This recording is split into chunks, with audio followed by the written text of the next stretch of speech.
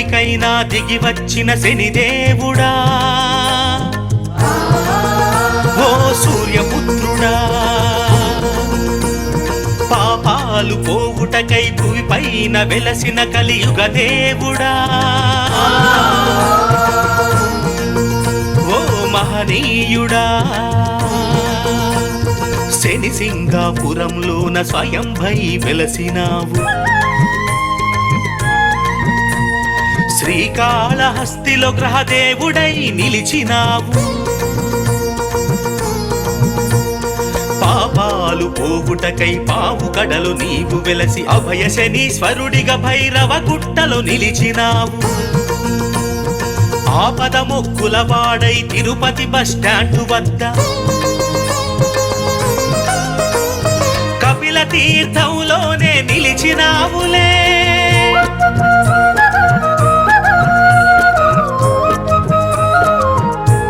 బాధలు పడుతున్న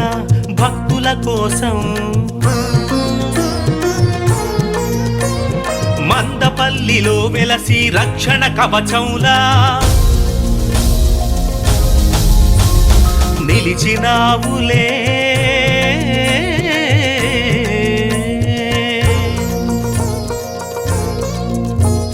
కడప ముఖం పేటలోన ముక్కురాల పాడులోన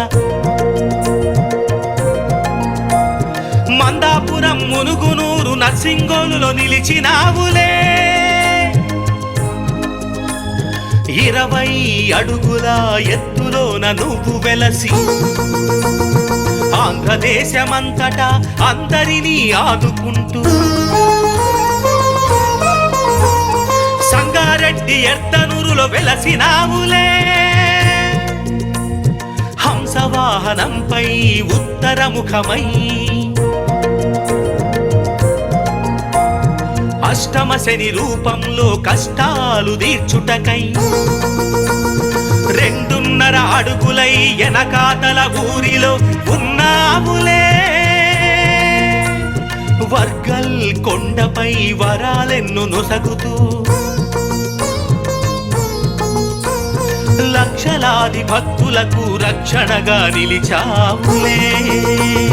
జ్యేష్ఠాదేవి సమేతంగా 12 అడుగులై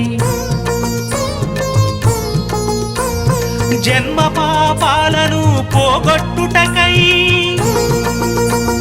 మదనపల్లిలో నీవు వెలసినావులే, ఏలినాటి పీడితులను రక్షించుటకై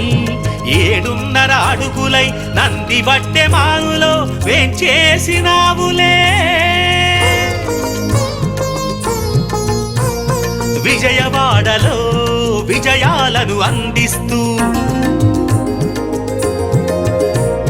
కృష్ణానది తీరం సీతమ్మ పాదాల చెంత కొలువై ఉన్నావులే.